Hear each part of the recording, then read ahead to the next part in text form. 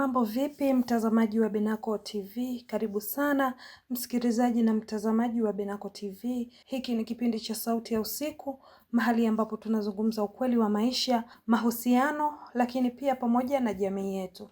Mimi ni mtangazaji wako Ganji Mashaka, unaweza kuniita Charming Mama, na leo tunakwenda kujadili mada ambayo imekuwa chanzo cha migogoro, maumivu na wakati mwingine majuto makubwa katika maisha ya mahusiano. Na ni mada gani hiyo mtazamaji, unaweza ukajiuliza, lakini mada yetu leo ni wivu uliopitiliza katika mahusiano na madhara yake.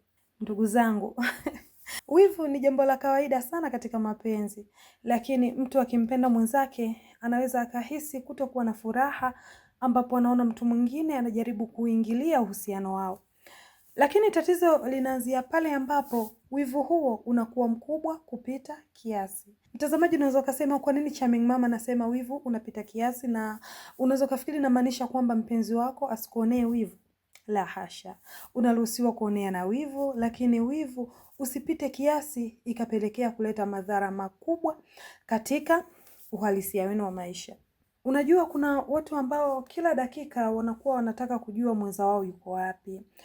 Anaongea na nani, amepokea simu kutoka kwa nani. Yaani kuna namna anataka sana kumchunga yule mpenzi wake mpaka inakuwa kero. Inafika hatua mpaka mtu anataka kujua mpenzi wake ameweka nini kwenye mitandao ya kijamii na kwa nini amechelewa kujibu ujumbe wake ambao alikuwa amemtumia. Ni vitu fulani unaweza kaviona ni vidogo na havina maana yoyote, lakini katika mapenzi ni kitu kikubwa sana, na ni vitu ambavyo asilimia kubwa ya mtu aliyependa sana na mwenye wivu kupitiliza huwa anavizingatia mara nyingi. Lakini mtazamaji, nikwambie kitu, wakati mwingine mtu anaweza akapiga simu hata mara 10, mara 20 au zaidi ya hapo ndani ya muda mfupi tu. Yote ni kwa sababu hakujibiwa simu moja ambayo aliipiga kwa mara ya kwanza. Ni vitu fulani ambavyo vinatafakarisha sana, lakini swali la kujiuliza ni lipi? Basi swali la kujiuliza ni hili hapa. Je, huo bado unakuwa ni upendo au ni kutokukuamini? Yaani simu moja ambayo haukuipokea na hakuijulia sababu ni nini inasababisha simu zaidi ya 10 au 20 mtu anakupigia kwa muda huo huo. Umeona? Kwa hiyo unaweza kujiuliza, huyu mtu ananipenda au ni sababu haniamini ndio maana anafanya vitu vya hivyo?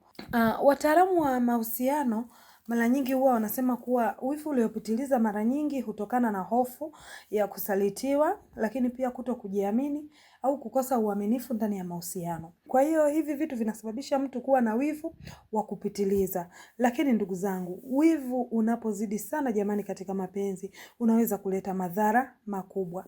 Unaweza kujiuliza ni madhara gani? Ili kuweza kutambua haya, endelea kufuatilia kipindi hiki mwanzo mpaka mwisho, tuwe wote bila kuchoka. Kwanza kabisa unaharibu amani ya moyo. Lakini pia mtu mwenye wivu uliopitiliza muda wote anakuwa na mawazo, anakuwa na mashaka na anakuwa na wasiwasi, kwa sababu anakuwa hana imani kabisa na mpenzi wake. Endapo kitu kitakuwa tofauti na alivyotarajia, anaanza kuweka fikra zake potofu akilini mwake. Hilo ni jambo la kwanza. Moja ya sehemu ya madhara ya wivu. Unaharibu amani ya moyo wako wewe mwenyewe. Kwa hiyo jitahidi sana kufanya vitu kwa kiasi. Lakini pia wivu uliopitiliza husababisha ugomvi wa mara kwa mara. Na kila siku zinakuwa ni lawama, inakuwa malumbano, maugomvi yasiyoisha. Hiyo yote ni kwa sababu ya wivu uliopitiliza. Unaweza kusema kwa nini inasababisha ugomvi? Hebu imagine unampigia mpenzi wako kupokea missed call moja. Hapo hapo ndani ya dakika 1 au dakika 5 ushapiga missed call zingine 5, 10, 20 na kadhalika. Sijagusa message hapo. Kwa hiyo unakuta ni vitu fulani vinaleta ugomvi. Kwa nini ukupokea simu yangu? Kwa nini hujajibu text yangu? Umeona mambo yanavyokuwa? Hii yote ni kwa sababu ya wivu wa mapenzi. Lakini pia jambo la tatu, huondoa uhuru katika mahusiano. Unajua mwenzako anapokuwa na wivu sana, huwezi kuwa na uhuru. Kwanza mwenza wako anajikuta hawezi kuwasiliana hata na ndugu zake, marafiki au hata wafanyakazi wenzake bila hata kuhisiwa vibaya. Kwa sababu anahofia, anasema yani hapa naweza tu nikaongea na mama, lakini mpenzi wangu akija kupiga simu atakasirika. Jamani, ila mapenzi, hakika mapenzi ni matamu sana, lakini pia ni mabaya sana. Hebu fikiria tu mpenzi wako akikuta tu labda kwenye simu unaongea na mtu mwingine, anakasirika, Anaanza kukufokea, anakwambia sio mwaminifu. Yaani kuna namna hata ukiongea na simu unawaza, unasema hapa mpenzi wangu akija kupiga, akikuta natumika atahisi labda naongea sijui na mwanamume mwingine au na mwanamke mwingine. Kwa ni vitu fulani hivi kwa kweli katika mapenzi vinafanya mtu anakuwa hayupo huru hata katika mawasiliano. Inaenda mbali zaidi, mwingine anakosa hata uhuru wa kuwa na marafiki kwa sababu unapokuwa na mwanamume au mwanamke mwenye wivu sana, yaani kuna namna anakuwa kama mbinafsi, anapenda awege yeye na wewe tu, lakini pia anapenda uwe unafanya vitu kwa ajili yake yeye tu. Kwa hiyo vitu vya hivyo jamani kwenye mapenzi, Mungu wangu. Mungu atusaidie. Ndio maana wakasema hakika mapenzi matamu sana, lakini pia mapenzi mabaya sana. Lakini sisemi hivi kwa ajili ya kukuogopesha mtazamaji. Tunazungumza tu uhalisia wa maisha katika mapenzi namna ilivyo, hususan katika swala zima la wivu kwenye mahusiano kwa pande zote. Lakini jambo la 4 na la mwisho, ndugu mtazamaji, kuhusiana na wivu uliopitiliza. Kwa kweli wivu uliopitiliza unaweza ukasababisha vurugu. Na hiyo ndo point kubwa ambayo ningependa siku ya leo tuizungumzie katika kipindi hiki cha Sauti ya Usiku. Kukumbusha tu upo na mimi Charming Mama ambaye nakuletea kipindi hiki cha Sauti ya Usiku. Kwa nini nasema basi husababisha vurugu? Bila shaka hata wewe mtazamaji wa Benako TV utakuwa shahidi kuhusiana na hili ninaloenda kusema.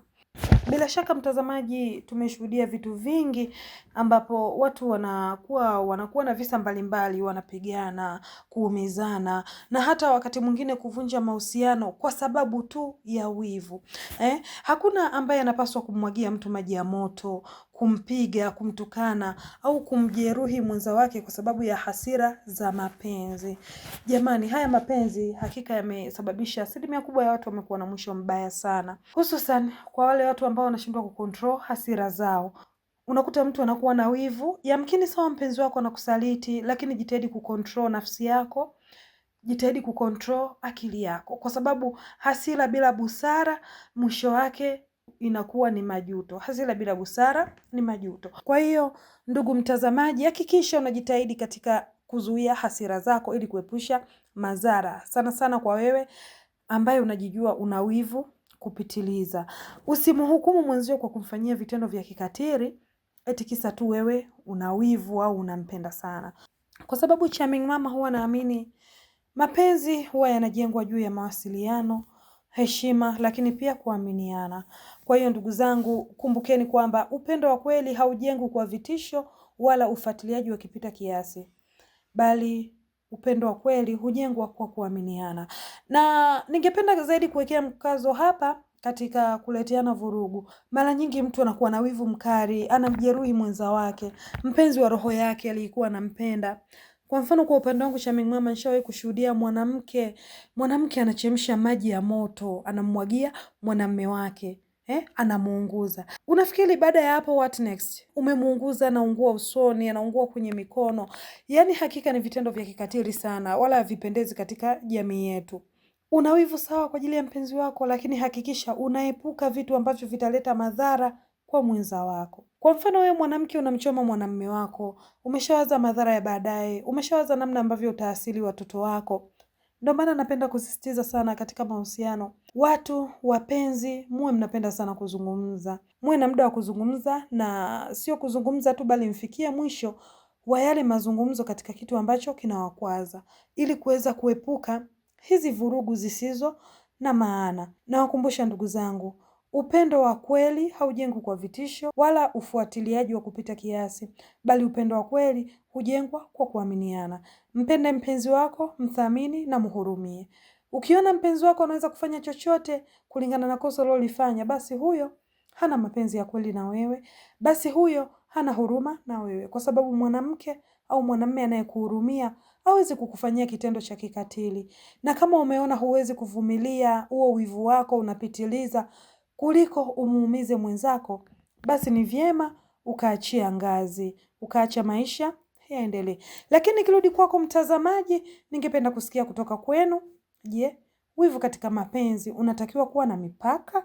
Unafikiri inabidi kuwe na mipaka ya wivu katika mapenzi? Lakini pia nataka nikuulize, je, umeshawahi kushuhudia au kupitia changamoto ya wivu uliopitiliza? Na kama ulipitia wivu uliopitiliza, nini kilitokea? Hebu weka maoni yako ili tuweze kujifunza kwa pamoja. Lakini pia unadhani mtu afanye nini ili kudhibiti wivu usije ukaharibu mahusiano yake? Kwa sababu Charming Mama huwa naamini wivu ukipitiliza sana pia unaweza ukaharibu mahusiano kwa mwanamume au mwanamke ambaye bado unampenda na unampenda kwa dhati. Andika maoni yako hapo chini.